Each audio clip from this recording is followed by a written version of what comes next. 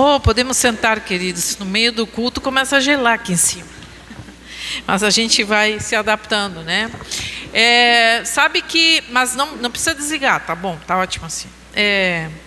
Sabe que nós estamos há 2 semanas da Páscoa. E nós queremos hoje começar a falar da importância que o sacrifício de Jesus teve sobre nós e tem sobre nós. A importância que o sacrifício de Jesus tem sobre as nossas vidas. E uma das coisas que foi derramada sobre o ser humano quando Jesus morreu naquela cruz, sem dúvidas, foi a sua graça, né?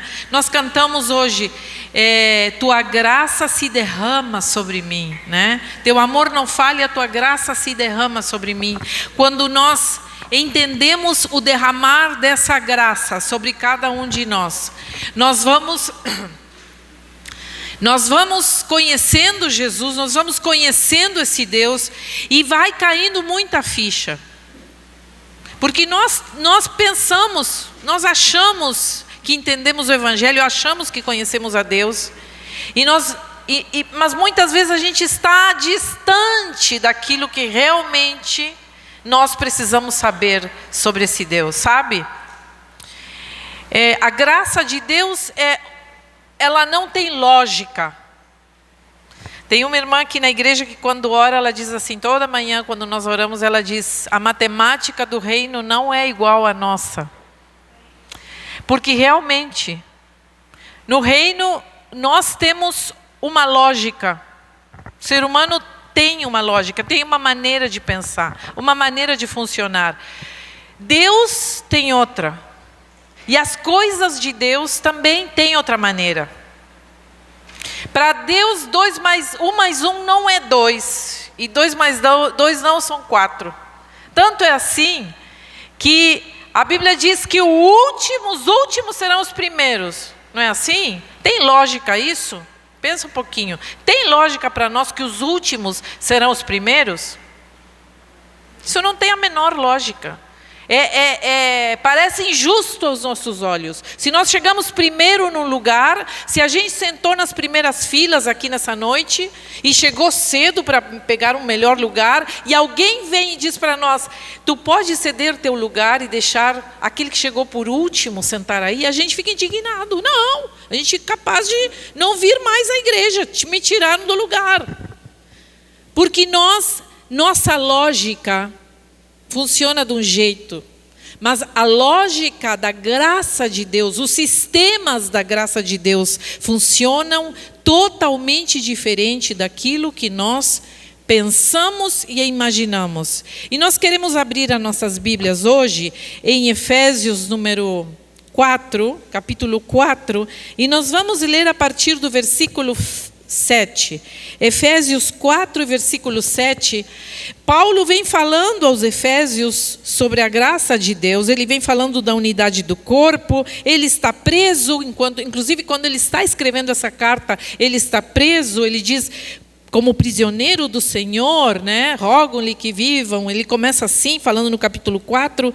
E lá no versículo 7, quando ele vem falando do corpo, que existe um só Deus, um só batismo, ele diz assim, e a cada um de nós foi concedida a graça, conforme a medida repartida por Cristo. E aí nós vamos lá para o versículo 11, diz assim, e ele designou alguns para apóstolos, outros profetas, outros para evangelistas e outros para pastores e mestres, com o fim de preparar os santos para a obra do ministério, para que o corpo de Cristo seja edificado, até que todos... E aqui vem o nosso texto-chave para essa noite. Versículo 13. Até que todos alcancemos a unidade da fé e do conhecimento do Filho de Deus e cheguemos à maturidade, atingindo a medida da plenitude de Cristo. Pois o propósito é que não sejamos mais como crianças, levados de um lado para o outro pelas ondas, nem jogados para cá e para lá por todo o vento de doutrina e pela astúcia e esperteza de homens que induzem ao erro. E até ali a palavra. Mas nós queremos fixar no versículo 13. Paulo vem dizendo que nós precisamos que alcancemos todos a uma unidade de fé. Nós temos uma meta, nós temos um alvo como igreja de Cristo. E essa estatura é nada mais que menos o pastor e a pastora dessa igreja, será? O que Paulo diz ali? Essa altura que nós temos que ter como referencial para chegar a essa maturidade, não é do pastor, não é da pastora, não é de ninguém aqui nesta terra, mas é a altura de Cristo, a semelhança de Cristo. Olha só. Isto fica muito difícil. Pensa um pouquinho, vamos pensar 2 minutos. O que seria nós chegarmos à maturidade da altura de Cristo? A maturidade que Cristo teve enquanto esteve aqui nessa terra, e desse Cristo que habita em nós, esse Espírito de Deus que habita em nós. O que significaria para nós? Quando nós pensamos que a matemática do reino não fecha as contas nossas, não funciona do mesmo jeito, nós precisamos entender os sistemas de Deus. Paulo não está aqui descrevendo um ideal distante, porque claro que quando nós lemos isso, nós dizemos, meu Deus, mas como assim? De que jeito eu vou chegar à altura da maturidade de Cristo? Se eu choro por qualquer coisa, se eu sou birrento, se eu quebro o pau em casa, se eu não estou pronto para discussões, porque eu não aceito muita coisa. E eu sempre digo, a nossa maturidade tem tudo a ver. Você quer saber que altura você está da sua vida? De maturidade espiritual? É o quanto você se ofende. É muito fácil medir. O quanto nós somos pessoas que se ofendem. Quando nós somos pessoas altamente ofendidas e rancorosas, mais imaturas e mais crianças espirituais nós somos. Isso é bem difícil, porque alguns de nós pensam que não se ofende. Não, mas eu não dou bola para nada. No fundo, nós terminamos tomando atitudes de vingança em muitas coisas. Olha só, Paulo está dizendo e descrevendo um processo que tem método. Ele fala de uma maturidade em Cristo e que ela não acontece por acaso, ela não é fruto de uma coisa que de repente vem sobre nós e nós estamos tudo bem, mas sim de sistemas e que nós temos e precisamos nos abrir a conhecer esses sistemas que tratam os assuntos mais importantes da nossa vida. Aqui, este lugar deveria ser para nós o lugar mais importante que nós desejamos estar durante a nossa semana. Este lugar deveria ser o lugar que nós mais priorizamos na nossa semana. Deveria ser um lugar que nós não trocaríamos por nada. Deveria ser um lugar onde nada mais nos faz arredar pé se não estar aqui ouvindo a palavra. Por quê? Porque é neste lugar onde nós estamos tratando e falando assuntos que têm a ver com eternidade, com o nosso ser que é eterno. E nós precisamos ter essa consciência, porque nós não sabemos. Aí quando a gente pensa em eternidade, nós pensamos na morte. Não, a eternidade já está acontecendo hoje. Ela já está rolando na sua vida. Ela já está se dando na sua vida. Como nós vamos viver a nossa vida?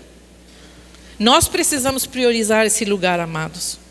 Nós muitas vezes, qualquer coisa nos tira do domingo. Qualquer coisa nos faz abrir mão de estarmos ouvindo a palavra, de querer crescer, porque é nesses momentos onde Deus trata a nossa vida e nos traz crescimento. É ouvindo a palavra que nós entendemos como Deus quer que a gente ande por essa vida, amados. Não é ouvindo o influenciador, não é o influencer, não é ouvindo a fulaninha que tem 500 mil seguidores, ou o fulano que é uma eminência em doutor, em não sei o quê. Não. Essa não é a lógica do reino. Me desculpe lhe dizer que essa não é a lógica do reino. Essa é a lógica do ser humano. Mas o reino não funciona assim. Você pode ouvir muita gente falando, mas nenhum deles vai trazer uma transformação real sobre a sua vida. Nenhum deles vai produzir algo que só Deus e suas verdades e seus sistemas vão trazer sobre as nossas vidas. Ninguém mais. Nós podemos estudar muito, nós podemos ter uma boa faculdade, isso não está mal, mas nada disso irá mudar as nossas vidas. As pessoas se enganam achando que educação transformará o mundo. Eu vou lhe dizer, conheço gente que não sabe ler e é muito mais cidadão do bem que muita gente letrada, doutorada, com dinheiro e influencer. Famosas. Conheço muita gente humilde, gente que poucas vezes entende de leis, poucas vezes entende da sua existência, talvez nunca fez uma reflexão sobre si mesmo, mas são pessoas que Deus escolheu para que a sua graça fosse manifestada nesse mundo. Eu tive o prazer de conhecer uma delas, irmã negra, nós chamamos, não tem nada a ver com racismo, era carinhosamente, toda a família dela chamava ela assim, seu nome era assim, chamavam toda a família, já, de batismo já tinha esse nome. Essa irmã, queridos, morava no interior do Uruguai. O Uruguai já é um país pequeno, imagina interior de um país pequeno, lugares onde não tinha luz elétrica, não tinha água encanada. Quando Deus começou a fazer, essa mulher não sabia ler. Quando ela se entregou sua vida a Cristo e ela foi curada de uma doença terminal, isso estou falando de anos 60, ela começou e disse para o pastor, pastor, eu não sei ler, mas eu tenho uma sobrinha que está aprendendo a ler, e ela pedia para a sobrinha dela ler a Bíblia para ela. E ela começou naquele ranchinho, porque era um rancho de palha e barro, sua casa. Naquele ranchinho ela começou a chamar as pessoas pela sua vida, porque a sua vida era convidativa, a graça de Deus multiforme tinha sido derramada sobre ela. E quando as pessoas chegavam ali, onde ela estava, ela simplesmente falava de Deus, falava daquilo que Deus tinha feito na sua vida, orava pelas pessoas e elas eram curadas. Ali começou a encher de gente. Em pouco tempo, a casa ela não comportava mais para fazer as reuniões. E as pessoas começaram a encher o pátio dela, já não tinha mais onde colocar gente, e aquilo foi crescendo, gente.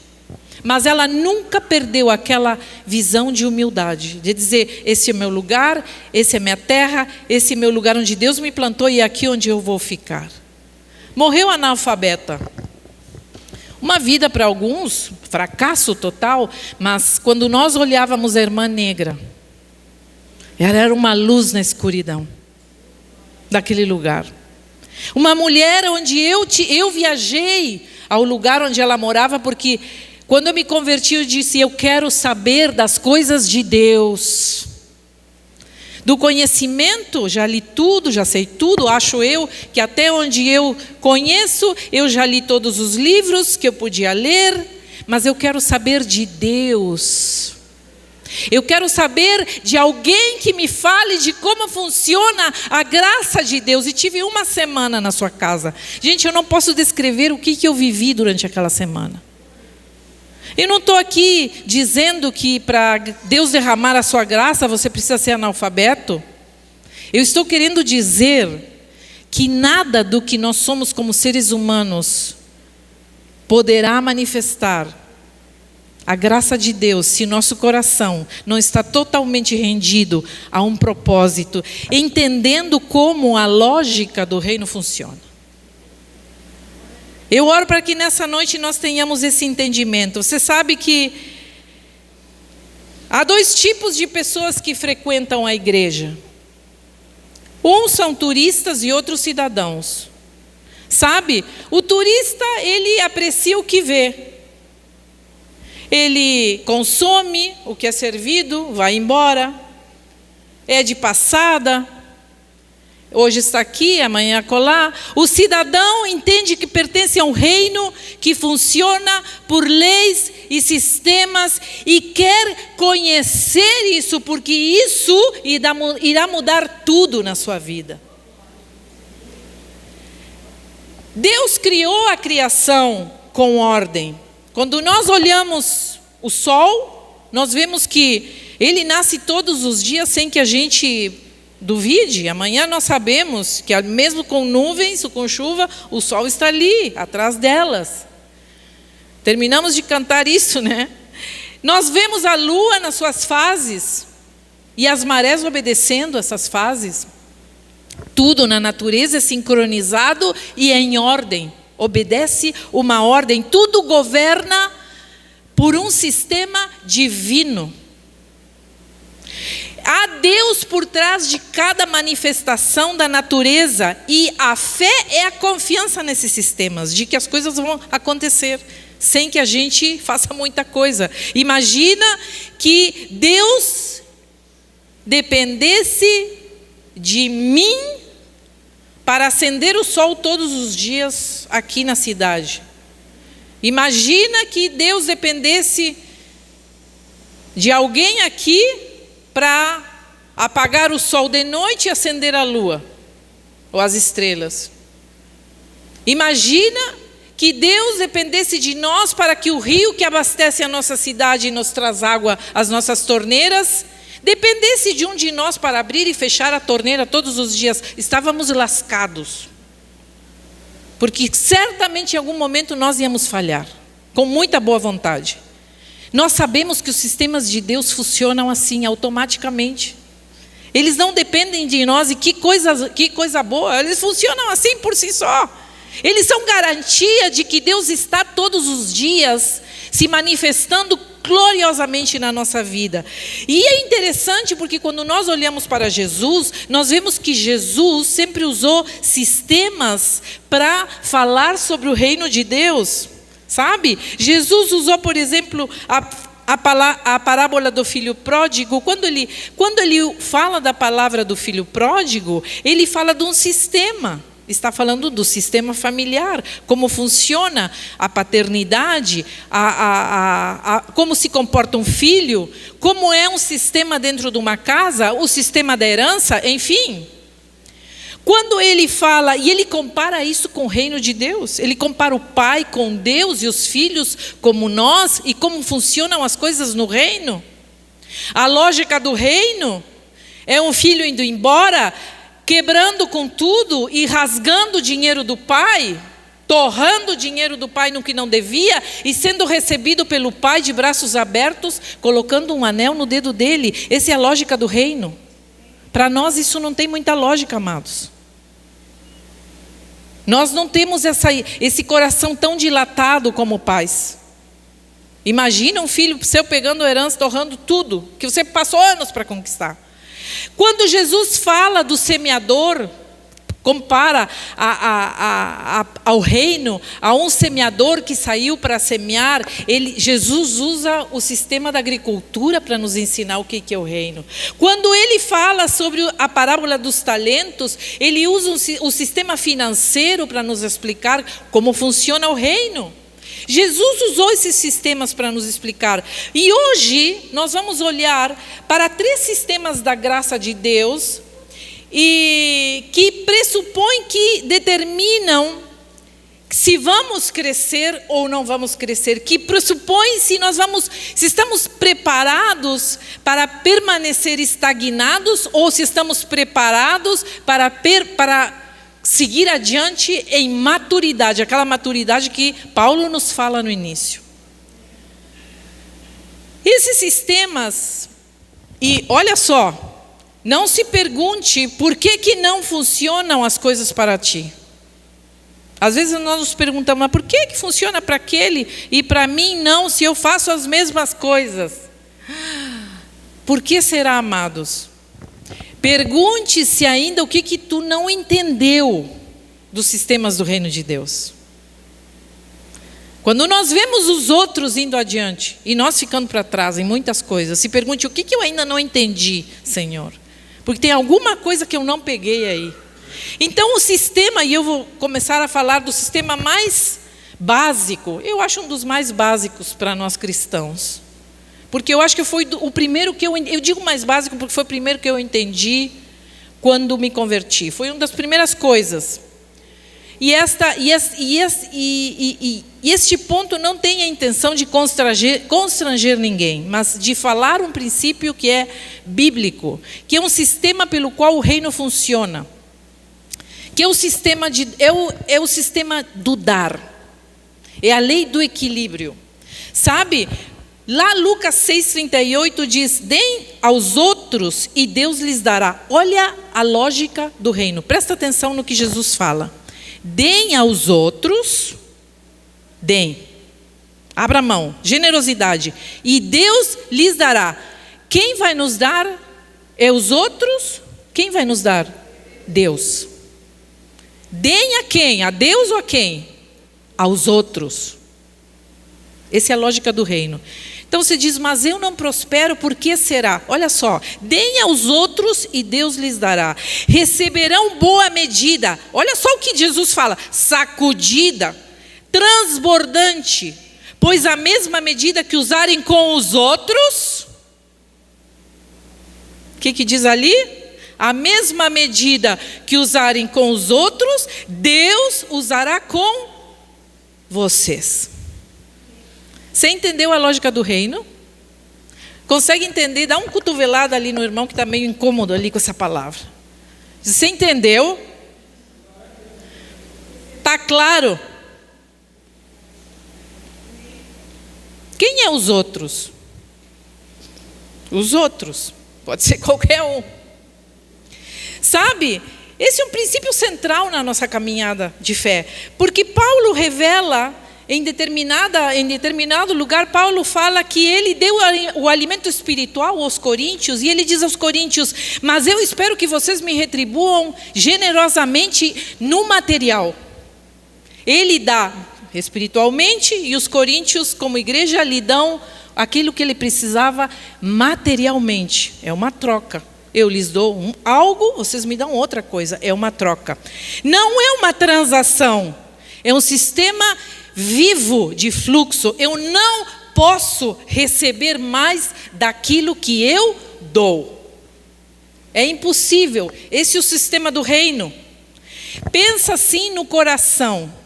Nosso coração, desse momento ele deve estar ali batendo no teu peito. Tu já pensou, nós já pensamos que desde que nós nascemos, desde que a nossa mãe, eu penso assim, o casalzinho que está ali esperando ali o Levi, quando uma mãe e um pai enxergam aquele coraçãozinho, porque no primeiro ultrassom que nós vamos fazer quando temos um bebê, a única coisa que nós vemos é uma coisa pulando, pum, pum, pum, pum. E a doutora nos diz assim, ou o doutor diz assim, esse é o coração, se não nos diz a gente nem sabe por quê. Diz que as células do coração, antes de formar o coração, elas já vêm pulando, bum, bum, bum, bum, bum, até se juntar. Pensa numa engenharia perfeita que Deus criou. Esse coração não vai parar até o dia da nossa morte de bater. Ele está batendo desde que tu te formou no ventre da tua mãe. E esse coração está continuamente bombando sangue para o teu organismo. Ele vai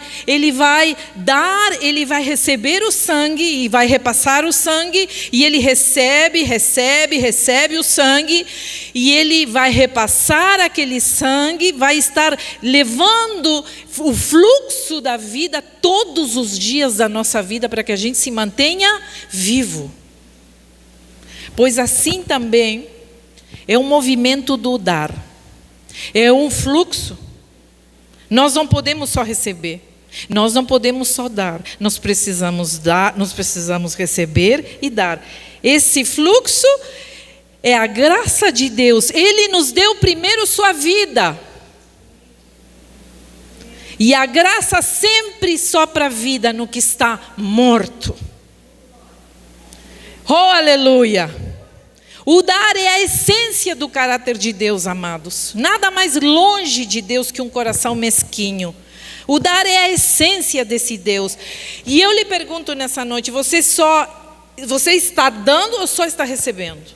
só recebo. Só aqui eu preciso. Às vezes eu vejo pessoas que dizem assim: não, eu não posso ofertar, eu não posso dizimar, porque na verdade o que eu preciso é que me ajudem. Cuidado, irmãos. Porque quando uma pessoa fala assim, não entendeu nada do que é o fluxo da vida e da bênção do sistema de Deus sobre dar. É uma pessoa que ainda está numa mentalidade natural. O seu modo espiritual ainda não foi ativado. Porque a lógica do reino é assim. E qual é a raiz do problema quando nós não queremos dar? É o medo.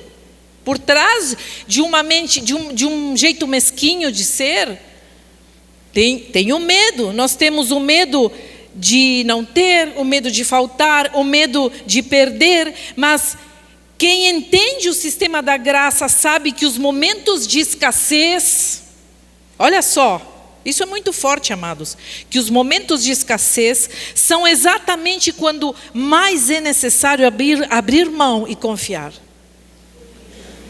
Essa é a lógica do reino, esse é o sistema de dar, não por obrigação, não porque alguém me pressionou, mas por convicção que o sistema funciona desse jeito. Sabe? O dízimo e as ofertas nada mais são do que uma saída do sistema do medo. Quando Deus estipulou o dízimo, as ofertas, Ele estava nos ensinando a sair do medo de não ter, do medo que nos falte. Ele estava nos ensinando a que a atitude de ser generosos nos tira do modo miséria, pobreza e medo. Então, quando Deus, me lembra uma vez que eu sou uma pessoa muito... como é que eu vou explicar? Eu tenho muitas coisas que eu sou fissurado, assim. Eu tenho assim, coisas que me prendem, coisas materiais, estou falando, tá? Todos nós temos alguma coisinha, né, que nós queremos, né? Eu, desde que me conheço por gente, eu sou fissurada em perfume. Não precisa ser perfume caro. Eu não uso perfume importado, não uso mesmo, digo assim, com todo o meu coração sincero.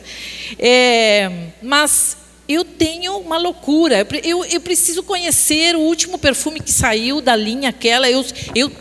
Sai aquele perfume novo lá, eu sou a primeira na loja para saber que perfume é esse, porque eu tenho uma loucura com perfume. Eu gosto de gente cheirosa, eu gosto de sentir perfume, eu gosto de estar num ambiente onde tem um cheiro bom. Coisa linda, né? Quando pelo menos para mim quando a gente chega perto de uma pessoa que está perfumada, né? Aquele cheiro de banho tomado, de perfume bom. Agora, eu lembro que na época do seminário, foi um dos tempos mais difíceis, porque eu tinha saído da casa de mamãe e papai, onde eu era muito bem tratada, por sinal, e eu tinha decidido fazer a minha vida e seguir em frente, sem dinheiro, com uma escola para pagar. Imagina que não sobrava para o perfume. Nunca. Mas eu sempre dei jeito de... Não, vou comprar aquele baratinho. Sempre dei jeito. Alguém me dava um perfume, eu dosava aquele perfume. Mas uma vez entrou um dinheiro para mim, extra, assim. E eu disse assim, eu vou lá comprar aquele perfume que faz meses que eu estou namorando ele. E eu fui lá e comprei. Naquela época, gente, era caro. Não era importado. Era de uma marca nacional, mas era lançamento, top.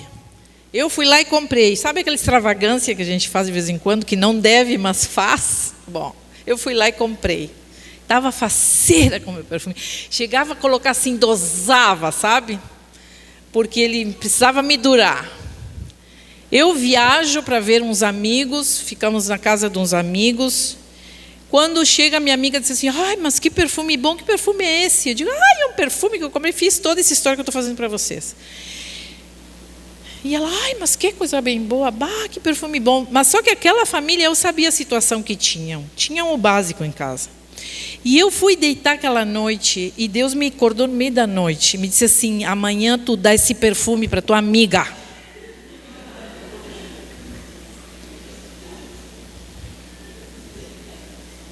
Eu digo, tu tá de brincadeira, Senhor. Eu estou ouvindo errado. Isso é coisa da minha cabeça. Fui dormir. Daqui a pouco o Espírito Santo me acorda, dá o perfume amanhã.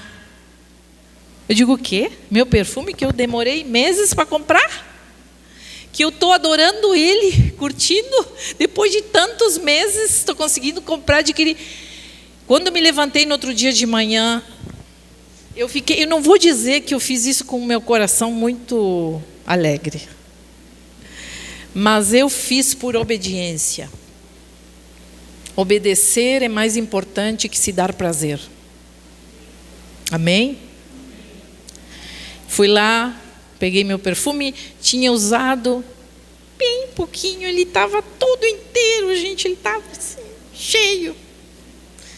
E eu peguei ele, botei numa caixinha, enrolei do jeito que pude, e antes de ir embora, deixei um bilhete para minha amiga, agradecendo o lugar, a hospitalidade, e que, como ela tinha gostado do perfume, eu estava deixando o meu perfume para ela. Ela depois me escreveu apavorada, mas tu é louca, esse perfume é caro. Eu digo, não.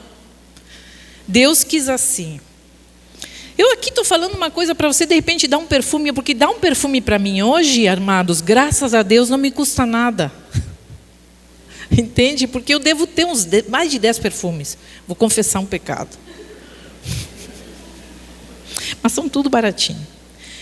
Mas sabe, irmãos, claro, não é hoje em dia, ninguém se você me chega e me diz, pastora, me dá um perfume, eu vou dar de coração, porque, graças a Deus, estou melhor que quando era seminarista.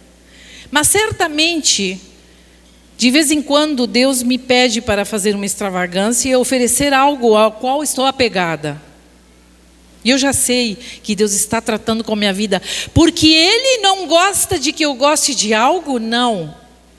Porque Ele quer que eu confie. Eu nem vou lhe dizer quantos perfumes eu recebi depois que eu dei esse perfume. Porque todo mundo depois daquele... Eu recebi uns 6 perfumes no mesmo mês. Todos bons, inclusive aquele que eu tinha dado. Porque a matemática do reino, amados, funciona desse jeito. Nós damos... E o Senhor nos dá na medida em que aquilo foi um sacrifício. Não estou aqui lhe dizendo para você fazer sacrifícios. Isso também não funciona com Deus. Mas quando nós temos um coração obediente... Eu lembro que quando nós viemos para cá, para Pelotas, eu não quero me abster muito a exemplos, mas é que quando se fala, essa lei, esse sistema de dar foi uma das primeiras coisas que eu aprendi e foi muito bom. E eu sinto que eu preciso compartilhar isso com a igreja hoje, sabe? Eu lembro quando nós chegamos aqui nessa cidade, nós não tínhamos sustento, nós não tínhamos dinheiro fixo de entrada para sobreviver. Tínhamos uma filha pequena de 1 ano para criar, e tínhamos um aluguel para pagar, porque não tínhamos casa. E eu não sei o que Deus fez, porque até o dia de hoje a gente se olha e diz, como é que a gente vivia? Não sei. Mas a gente sempre teve todas as coisas. E naquela bagunça santa de Deus que puxa daqui, paga o aluguel, puxa daqui, compra, faz um rancho, falta uma fralda, falta uma roupa para a criança, compra um remédio.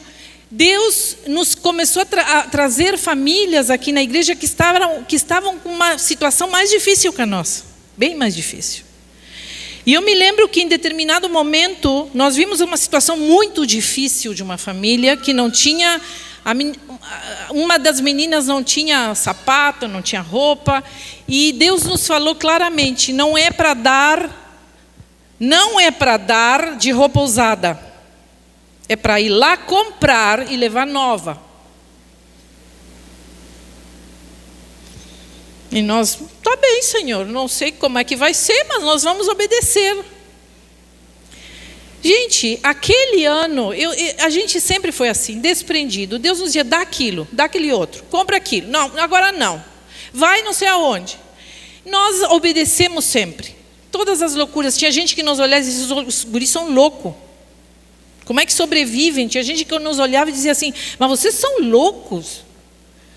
Como é que vocês vivem assim, sem ter uma coisa fixa? Porque vocês não vão... Todas as nossas tentativas de sair, conseguir um emprego, Deus frustrava tudo. Sabe? Naquele ano, Deus nos deu, no meio da nossa escassez, Deus nos deu um carro, do nada. Então nós começamos a ver e a provar que quanto mais generosos nós éramos, e quanto mais nós dávamos, mais Deus nos abençoava, materialmente falando. Isso nos ensinou um princípio que nós levamos até agora. Nada nos prende às coisas materiais. Hoje temos, amanhã não sei. Hoje tem abundância, amanhã eu não sei, porque o amanhã pertence a Deus e eu sou filha de Deus e Ele vai me sustentar em sistemas de um país que está supostamente quebrado. A lógica do reino, nos sustentar no meio a um país onde todo mundo está apavorado com a situação financeira. Deus nos sustenta. Deus nos traz aquilo exatamente que nós precisamos e que seu povo precisa. Porque diz a Bíblia que o justo viverá pela fé. E ainda diz que nunca vi justo mendigar o pão. Imagina, amados. Sabe quem são esses justos? Somos nós que obedecemos e temos entendido que o sistema de Deus é um sistema diferente ao sistema que nós achamos. Outro sistema da graça de Deus é o sistema da coerência. Há uma pergunta que todo pregador, todo cristão deve se fazer com honestidade: eu vivo dentro dos sistemas de verdade que eu proclamo? Ou apenas falo sobre eles? Porque falar dos sistemas é uma coisa, mas viver os sistemas é outra. Não adianta eu encher o coração de revelações novas, de vida, né? Se eu continuo nos velhos sistemas. Não adianta um conhecimento novo se eu quero colocar esses conhecimentos novos em sistemas velhos. O resultado, amados, é pior às vezes, porque novas frases em pensamentos velhos costumam não dar em coisa boa. Isso às vezes se torna muito perigoso.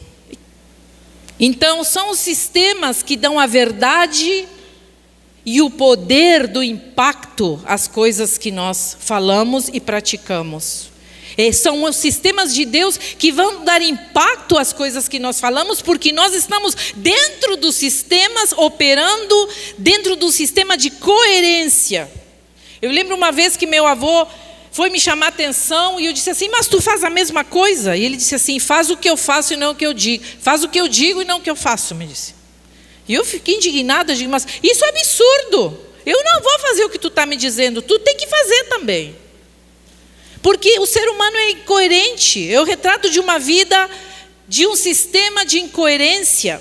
Nós precisamos ter coerência naquilo que nós praticamos. Esse é o sistema de vida do reino. E aí nós podemos olhar, eu estava falando do nosso país. Gente, eu vou dizer uma coisa: vivemos num contexto onde é fácil justificar a inconsistência. Nós dizemos assim, nós ouvimos, né? Não, mas aqui nesse país ninguém paga imposto. Então, portanto, eu vou também não pagar. Aqui nesse país ninguém paga imposto, mas a Bíblia diz assim: dai ao César o que é de César. Essa é a lógica do reino.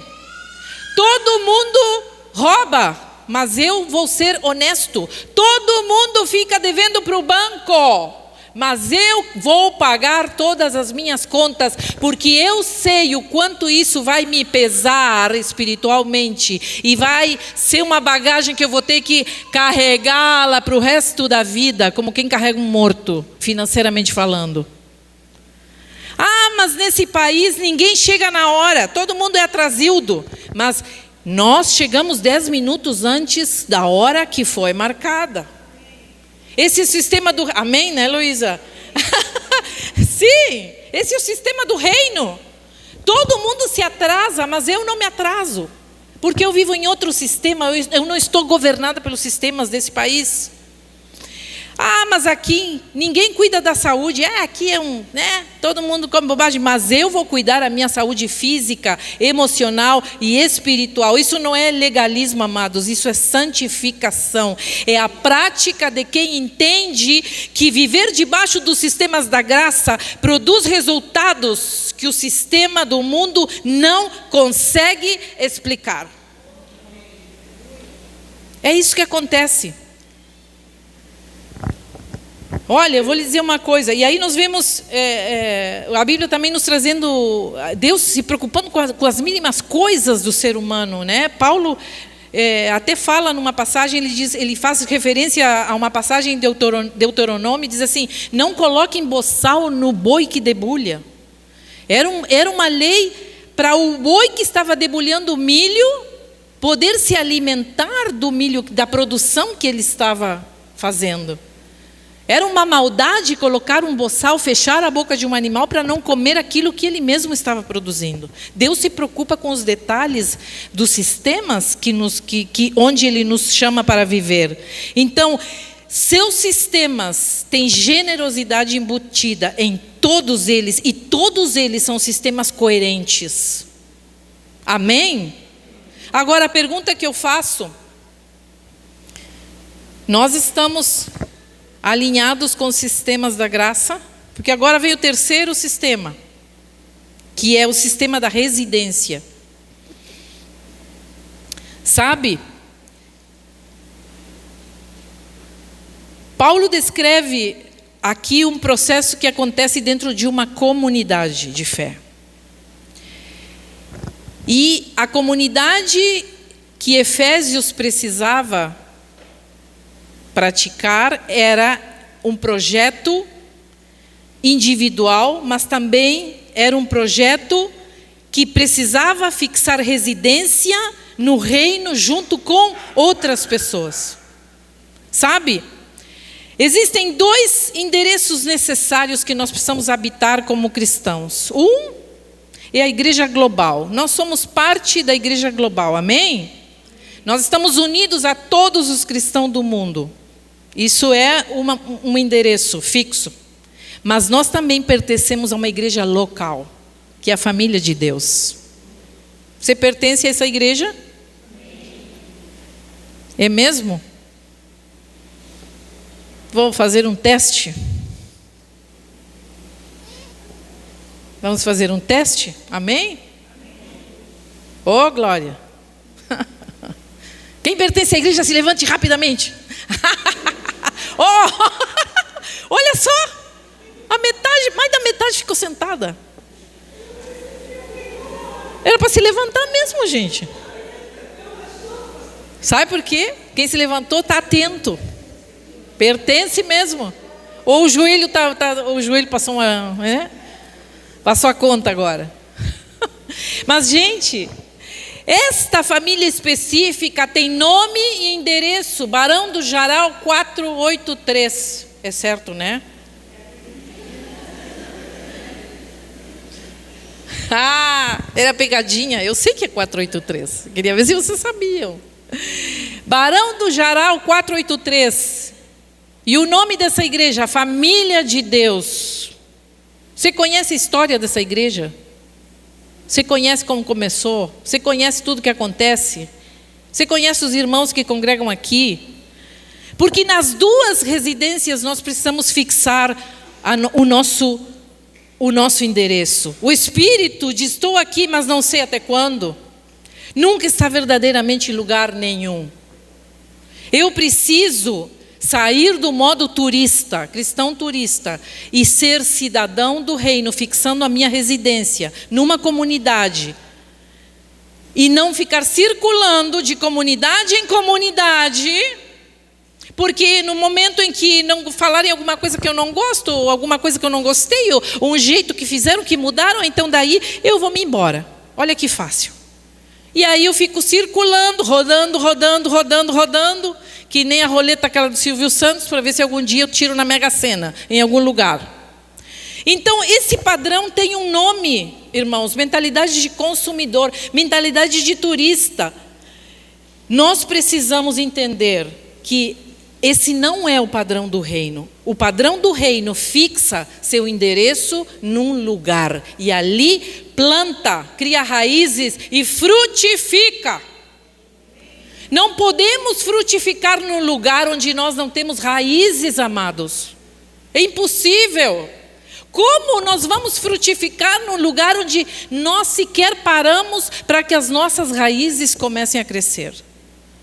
É impossível frutificar. Nós vamos ser cristãos que qualquer vento vai nos levar. Aí vem o primeiro problema, sopra. Que nem a história dos 3 porquinhos. Soprou o lobo mau.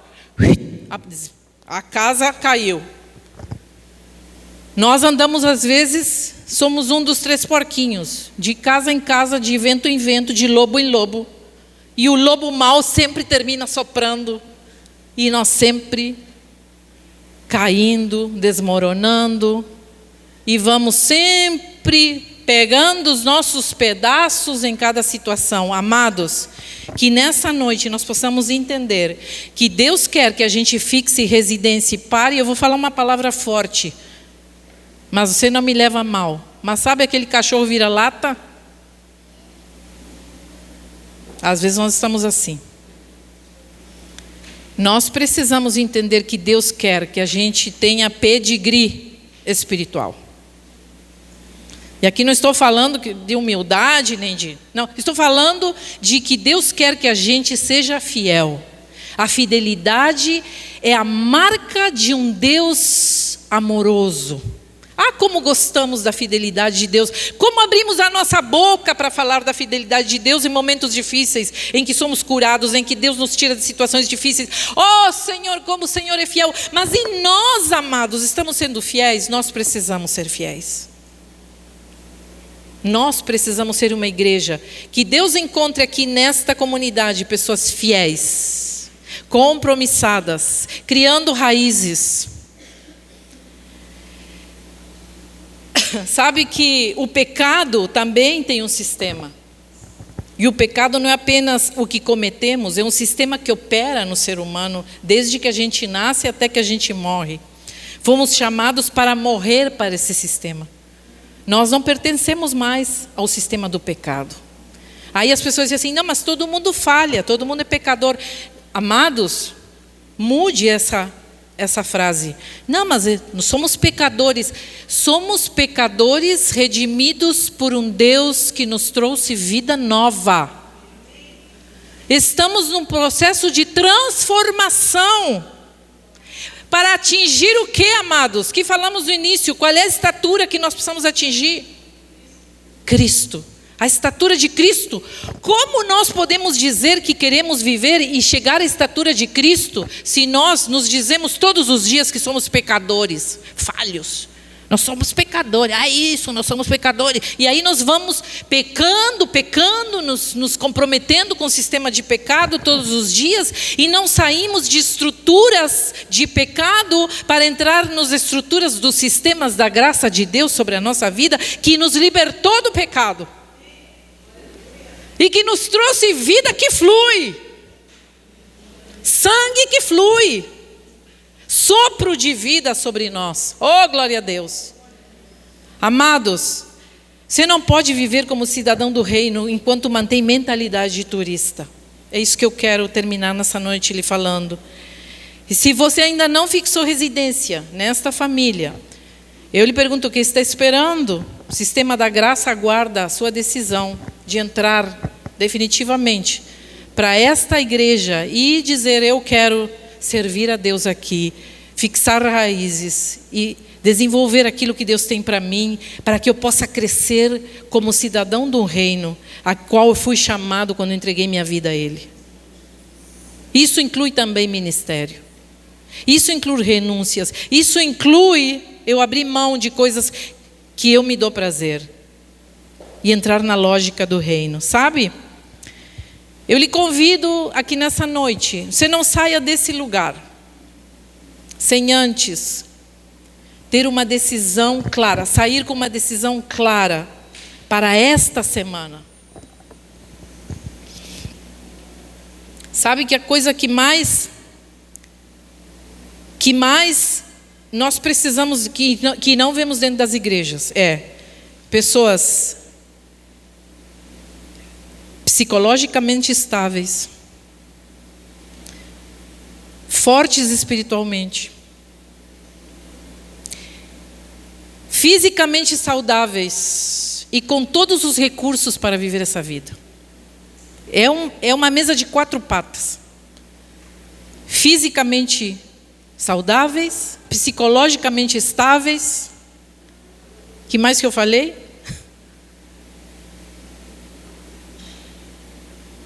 Nos perdemos já? E aí, como é que fica? Psicologicamente estáveis, fisicamente saudáveis, espiritualmente fortes e com recursos para vivermos as coisas que nós precisamos para viver o nosso dia a dia, com todos os recursos. Não é alguns, é todos os recursos. Porque quando nós estamos dentro dos sistemas de Deus, amados, os recursos vêm na nossa mão, todos eles, todos. E aí ele faz uma pergunta nessa noite: o que está nos fazendo falta no hoje? O que nos faz falta no hoje? Hoje, o que está fazendo falta? Ai, pastor, eu ando cansado. Eu lhe convido a andar psicologicamente estável. Porque o cansaço, às vezes, é mais parte de uma mente que está louca, pirada, do que um corpo que dorme uma noite inteira. Às vezes, nós precisamos desligar de muitas coisas para termos as 4 patas da mesa. Sabe, eu lhe convido a que você decida nessa noite, saia decidido a estar dentro de um dos sistemas que nós falamos. O sistema de dar, eu lhe pergunto, você está governado pelo medo de faltar, pela confiança de que o sistema funciona realmente? Ou talvez você precise colocar em prática o sistema da coerência, entrar dentro desse sistema. Qual área da sua vida você está pregando uma coisa e vivendo outra? Ou no terceiro sistema que falamos, que é da residência, eu vou parar de ser turista e vou me tornar um cidadão que se congrega dentro de uma comunidade de fé, onde eu vou crescer e expandir e levar e cumprir o propósito de Deus para a minha vida. Então não saia hoje com essas 3 perguntas respondidas para si mesmo. Saia pelo menos com uma respondida. Não consegue responder as outras, pelo menos uma. Escolha uma nessa noite. Ah, pastor, eu estou já dentro dos 3 sistemas. Glória a Deus. Oh, glória a Deus. Mas eu lhe convido que nessa noite a gente fique de pé, porque nós queremos terminar com uma oração. E você precisa decidir nessa noite qual é o sistema que mais te desafiou, para nesta semana começar a colocar em prática e entrar nesse sistema verdadeiramente. Eu vou começar a ser generoso. Eu vou começar a sair do medo de não dar. Eu vou colocar em prática aquilo que a pastora falou. Funcionou para ela, por que não funciona para mim? Porque eu tenho medo. Estou agarrado. Estou preso num sistema financeiro quebrado. Amados, os sistemas da graça de Deus já estão operando. E nós estamos ou dentro ou nós estamos fora. Não existe termo meio. É isso aí. Até que todos alcancemos a unidade da fé e o conhecimento do Filho de Deus e cheguemos à maturidade, atingindo a medida da plenitude de Cristo. Oh, glória, aleluia, Senhor.